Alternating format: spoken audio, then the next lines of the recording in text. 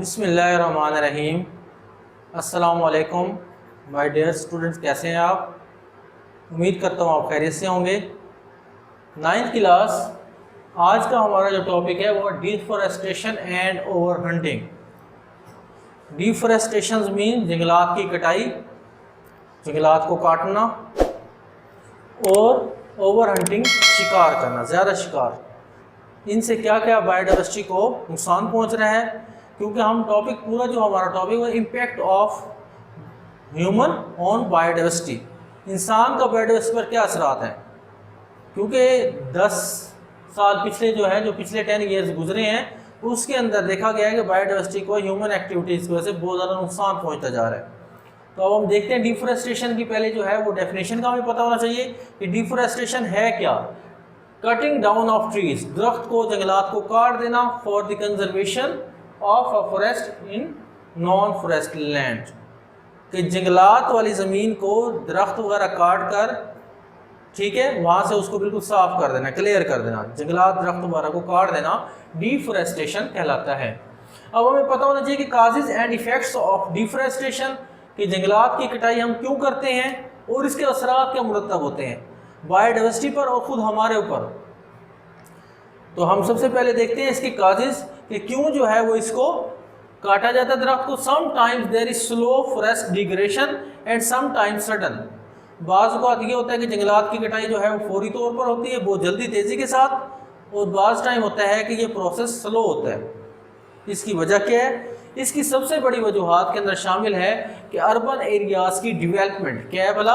Urban areas जो शहरी इलाके हैं उनकी डेवलपमेंट करने के लिए आपको पता है सड़कें बनानी है, ठीक है, जब रोड्स वगैरह बनाए जाते हैं तो उसके रास्ते में जंगलात दरख्त वगैरह आते हैं, उनकी कटाई होती है। बिल्डिंग्स, कारखाने, फैक्ट्रियाँ, मिलें वगैरह लगाई जाती हैं, तो फिर उस वक्त क्या होता है, जंगलात की कटाई होती है। ज़्यादा आबादी, ज़्यादा ओवर पॉपुलेशन की वजह से जो है वो कॉलोनीज़ वगैरह बनानी पड़ती हैं, जिससे जो है जंगलात कटाई होती है। तो ये वजूहात हैं जिसकी वजह से हम जंगलात की कटाई करते हैं। Removal of forest, would and agriculture, लकड़ी हासिल करने के लिए, लकड़ी से आपको पता है क्या कुछ बनता है, पेपर बनते हैं, उससे फर्नीचर बनता है, ठीक है, फर्नीचर, टेप, बिल्डिंग मटेरियल्स देख लें आप, ये सारी चीज़ें जो हैं वुड से बनती हैं। इसके अलावा 6 अरब में से तकरीबन जो पॉपुलेशन उन्होंने एस्टिमेटेड की है, उनमें से हाफ तकरीबन जो है वो लकड़ियाँ जो है गुजारा चलाती हैं अपने ईंधन के लिए, ईंधन के तौर पर लकड़ियों का इस्तेमाल करते हैं, वुड का इस्तेमाल करते हैं, क्योंकि उन इलाकों में गैस वगैरह नहीं है, नेचुरल गैस जो घरों के अंदर जलाई जाती है, तो इसलिए वो उसका इस्तेमाल करते हैं, लकड़ी का। तो ये वजूहात हैं जिसकी वजह से हम डिफॉरेस्टेशन करते हैं। अब हम आते हैं इसके असरात की तरफ, कि इफ़ेक्ट्स क्या हैं। कि डिफॉरेस्टेशन तो हो गई, जंगलात की हमने कटाई कर दी, उसके बाद उसके असरात क्या हैं? असरात बहुत ही ज़्यादा भयानक, ख़तरनाक हैं, जिससे सबसे पहले बायोडाइवर्सिटी को बहुत ज़्यादा नुकसान पहुँच रहा है। बायोडाइवर्सिटी को जो नुकसान पहुंच रहा है, उनके साथ साथ हम खुद भी उससे बहुत ज़्यादा मुतासिर हो रहे हैं। तो सबसे बड़ी वजह है there are more chance of soil erosion, यानी कि ज़मीनी कटाव जो है वो बहुत ज़्यादा होता है। ज़मीनी जो है कटाव बहुत ज़्यादा किस वजह से होता है कि बाद में जब हैवी रेनफॉल होता है, बारिशें बहुत ज़्यादा शदीद होती हैं। आप पिछले दिनों में देखें, जैसे कराची में इन इलाकों में बहुत ज़्यादा शदीद बारिशें हुई हैं, ठीक है, तो उससे क्या होता है कि वाशी सॉइल, जो ज़मीन है वो ऊपर की तह क्या होती है, फर्टाइल होती है, जरखेज होती है, ऊपर की तह जो होती है वो बह जाती है और पानी के अंदर चली जाती है, दरियाओं के अंदर, झीलों के अंदर, क्योंकि बहुत ज़्यादा बारिशें हुई। जो फर्टाइल लैंड है, ऊपर की जो जरखेज ज़मीन है, उसकी जो लेयर है वो, उसके अंदर से जो न्यूट्रिएंट्स हैं वो ख़त्म होकर किस में चले गए, दरियाओं में, वो बह गई और नीचे बंजर ज़मीन निकले, जो काश्तकारी के काबिल नहीं होती, फसलें वगैरह उससे अच्छी नहीं होती, ठीक है। तो एसेंशियल न्यूट्रिएंट्स और वॉशेज आउट ऑफ सॉइल, जो ज़रूरी न्यूट्रिएंट्स हैं, कैल्शियम, फास्फोरस, मैग्नीशियम, नाइट्रोजन, ठीक है, ये सारे जो एसेंशियल न्यूट्रिएंट्स हैं ये वाशिज हो जाते हैं हैवी रेन की वजह से और रिवर्स के अंदर चले जाते हैं। और अब दरियाओं की तरफ आते हैं कि दरियाओं को क्या नुकसान होते हैं इससे। Rivers become choke up with mud and silt, कि जो रिवर्स हैं, दरिया हैं, वो मट्टी से गारे से भर गए। अब जब दरिया है वो मट्टी गारे से भर गए तो उसके बाद क्या होगा कि फ्लड का सबब बनेगा, क्योंकि जो दरिया है उसका लेवल क्या हो गया, कम हो गया, वाटर की जो कैपेसिटी है फ्लो करने की वो कम हो गई। तो उससे क्या होता है, फ्लड आने शुरू हो जाते हैं, क्योंकि दरिया पहले किससे भर चुके हैं, वो मड और सिलिट से भर गए हैं। मड और सिलेट कहाँ से आया है? क्योंकि हैवी रेनफॉल हुई है, वहाँ से जो सॉइल अरिजन हुआ है, ठीक है, वहाँ से वो सॉइल किसके अंदर गई है? रिवर्स के अंदर। जब रिवर्स हैं उनके फ्लो होने की कैपेसिटी कैसे कम हुई है? मैंने आपको बताया है कि choke of river choke of with mud and silt, इससे जो है भर गए, विच कैन कॉज फ्लड, जो कि सैलाब का सबब बनते हैं, ठीक है। तो उसके बाद हम देखें कि ये जो सिलेट है वाटर गोज इनटू डैम्स, तो ये जो है वो डैम्स के अंदर जो है वो चली जाती है। ये जो गारा वगैरह मट्टी जो है ये जब डैम्स के अंदर जाती है तो डैम्स की जो वाटर कैपेसिटी की स्टोर करने की सलाहियत है वो क्या हो जाती है? बहुत ज़्यादा कम हो जाती है।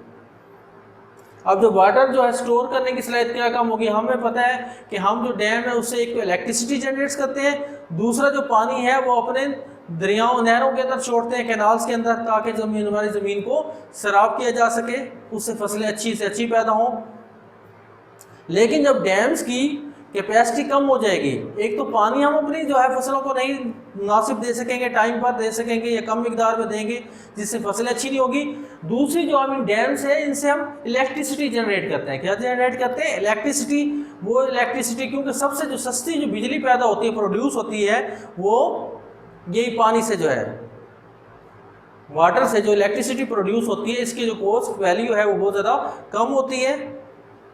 एक हम डैम से जो है वो बिजली इलेक्ट्रिसिटी जनरेट करते हैं, दूसरा हम इससे दरियाओं से यानी कि वो पानी जो है उसको नहरों से जो है वो मैनर से खालों के अंदर पानी लाते हैं, जिससे अपनी फसलों को सराब करते हैं।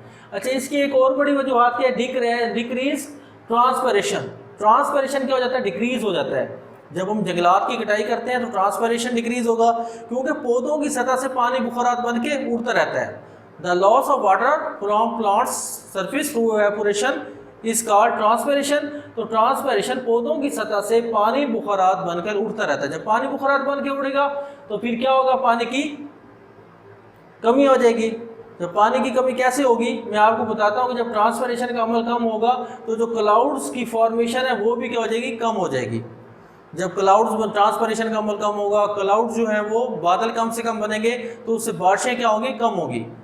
ये आपके ऑब्जर्वेशन में है कि जहाँ पर जंगलात ज़्यादा होते हैं, ठीक है, जैसे हमारे शुमाली इलाका जाते हैं, नॉर्दर्न एरियाज है, वहाँ पर क्या है कि ज़्यादा जंगलात हैं, ज़्यादा दरख्त हैं, जिसकी वजह से ट्रांसपरेशन का प्रोसेस ज़्यादा होता है, क्लाउड्स की फॉर्मेशन ज़्यादा होती है और रेनफॉल सबसे ज़्यादा जो है वहीं पर होता है, ज़्यादा बारिशें होती हैं।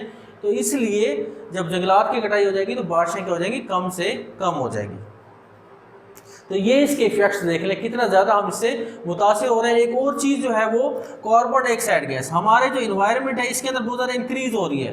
Now days carbon dioxide gas is increased in over atmosphere, increase हो रही है एटमोसफेयर के अंदर। जब ये कार्बन डाइऑक्साइड गैस इंक्रीज हो रही है तो इससे दूसरा कौन सा जो है वो ग्लोबल वार्मिंग इफेक्ट्स क्रिएट हो रहे हैं। जो हमारा टेम्परेचर है वो डे बाय डे इंक्रीज हो रहा है। एवरी ईयर आप देखें 1 डिग्री सेल्सियस जो है वो इंक्रीज हो जाता है। इसी तरह जो जंगलात हैं, दरख्त वगैरह हैं, ये ऑक्सीजन को ज़्यादा से ज़्यादा मिकदार में जो है वो रिलीज़ करते हैं, जिससे जो है एक दरख्त कहते हैं 35 जो पीपल्स हैं वो उनके लिए ऑक्सीजन प्रोवाइड करता है। तो हमारा सारा इकोसिस्टम को, हमारे बायोडाइवर्सिटी को ये डैमेज कर रहा है। डिफॉरेस्टेशन, जंगलात की कटाई से इतने हमारे असरात मुरतब हो रहे हैं जिससे हमें नुकसान हो रहा है। हमारी जो पोल्यूशन इन्वायरमेंट के अंदर इंक्रीज हो रहा है, क्योंकि जो प्लांट्स हैं, ट्रीज़ हैं, वो क्या काम करते हैं? जो फॉरेस्ट हैं वो एटमॉस्फेयर को क्लीन करने के साथ साथ एयर को फिल्टर करते हैं, उसके अंदर ऑक्सीजन को रिलीज करते हैं और कार्बन डाइऑक्साइड गैस को एब्जॉर्ब करते हैं। कार्बन डाइऑक्साइड गैस के लेवल को इंक्रीज नहीं होने देते हमारे एटमॉस्फेयर के अंदर। अब हमारा जो लास्ट के अंदर है वो है ओवर हंटिंग, ज़्यादा शिकार। ये जो ज़्यादा शिकार है, ज़्यादा शिकार से भी बायोडाइवर्सिटी को बहुत ज़्यादा नुकसान पहुंच रहा है, क्योंकि जो शिकारी हैं वो ज़्यादा शिकार करते हैं जिससे बायोडाइवर्सिटी जो है वो ख़त्म हो रही है। जैसे मारखोर का शिकार करते हैं, आइबेक्स का शिकार करते हैं, ठीक है, इस तरह जो है वो एलिफेंट्स वगैरह का शिकार किया जाता है। तो इनका ज़्यादा शिकार होने की वजह से, ठीक है, उड़ियाल, आइबेक्स, मारखोर, उससे बायोडाइवर्सिटी को बहुत ज़्यादा नुकसान पहुंच रहा है। तो ह्यूमन इफेक्ट्स ऑन बायोडाइवर्सिटी बहुत ज़्यादा डेंजरस है, जिसकी वजह से हमने बायोडाइवर्सिटी को तकरीबन जो है वो ख़त्म होने के करीब कर दी है। एक टाइम आएगा जैसे हम जिस रफ्तार से हम बायोडाइवर्सिटी को डिस्ट्रॉय कर रहे हैं, तो जो तमाम जो स्पीशीज़ हैं वो क्या हो जाएंगे, एक्सटिंक्ट हो जाएंगे नियर फ्यूचर। तो अल्लाह करे ऐसा ना हो। हमें जो है इसकी तरफ कोशिश करनी चाहिए। बायोडाइवर्सिटी के कंजर्वेशन के लिए स्टेप्स गवर्नमेंट्स ने भी लिए हैं, हम अपनी सतह पर भी जो है वो इनिशिएटिव ले सकते हैं प्लांटेशन करके। जिस तरह आजकल मौसम है, ठीक है, तो शजरकारी का जो है वो मोटिवेशन आवाम को देकर इस तरीके से ज़्यादा जो है फोरेस्टेशन करके अपने इन्वायरमेंट को क्लीन कर सकते हैं। तो होपफुली आपको ये topic deforestation and over hunting समझ आ गया होगा। तो अस्सलाम वालेकुम वरहमतुल्लाहि वबरकातुहू।